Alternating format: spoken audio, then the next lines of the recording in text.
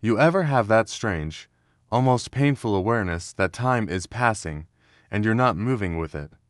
Days turn into weeks, weeks turn into months, and all those things you swore to start writing that book, getting in shape, learning a new skill are still sitting untouched in some corner of your mind. You're watching your life like it's a movie you can't pause, except you're not the main character. You're the spectator, and every night you tell yourself, tomorrow. I'll start tomorrow. But tomorrow comes, and somehow it slips away just like today did.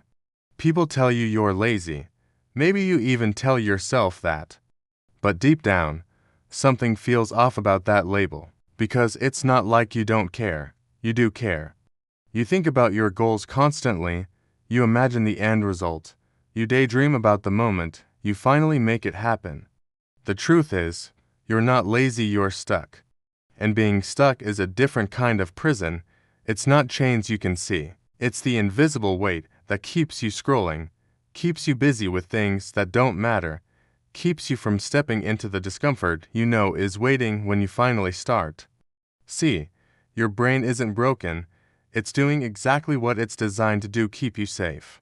And safe, to your brain, means predictable, familiar, the stuff you've already survived. Big dreams, risky, new habits, uncertain, change. Scary. Your brain would rather you stay in the comfort zone you already know, even if it's slowly draining the life out of you. The problem is, that safety net becomes a cage. And the longer you stay in it, the harder it feels to climb out. But here's the twist most people don't realize. The people you admire, the ones who look unstoppable, they feel the same fear you do. The same resistance, the same voice whispering, not today. The only difference is, they don't wait for the fear to disappear. They move anyway. So, how do you move when everything inside you is telling you to wait? You start by shrinking the mountain. Most of us look at our goal like it's Everest. We stare at the peak, imagine the climb, and feel exhausted before we even take the first step. But what if the first step wasn't climbing the whole mountain?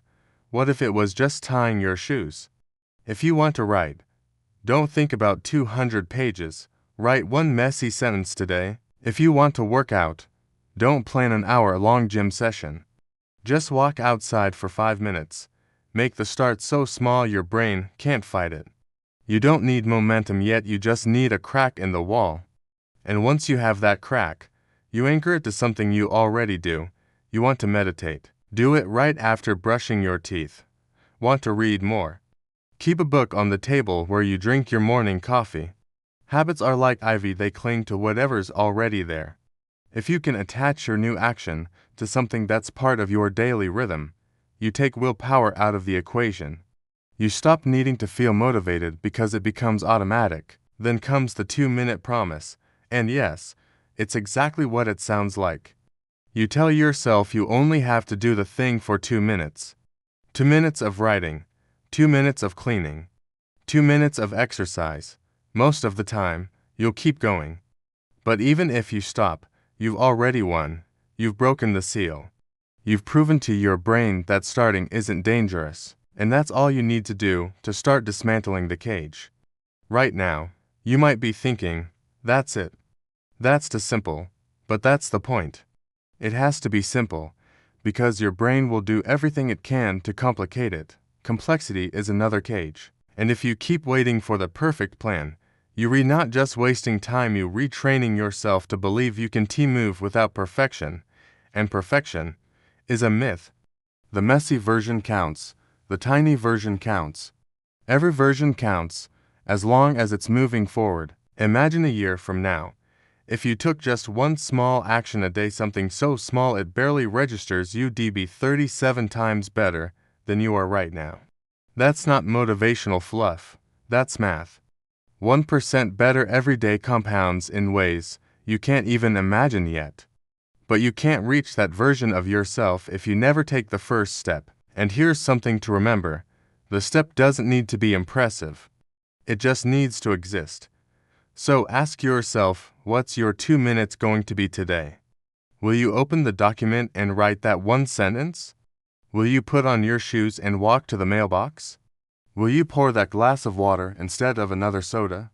You don't have to change your whole life today. You just have to prove to yourself that movement is possible. And if you're sitting there thinking, I'll start tomorrow, hear me when I say this. Tomorrow ain't real. There's only today, only now. You are not lazy. You are not broken. You are not behind. You are simply stuck. And stuck doesn't have to be permanent. You can get out. You can move. You can build the life you've been picturing in your head for years.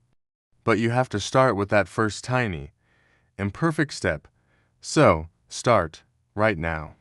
And if you need more proof that you can, watch the next video because it's going to show you how to keep that momentum alive once you've found it.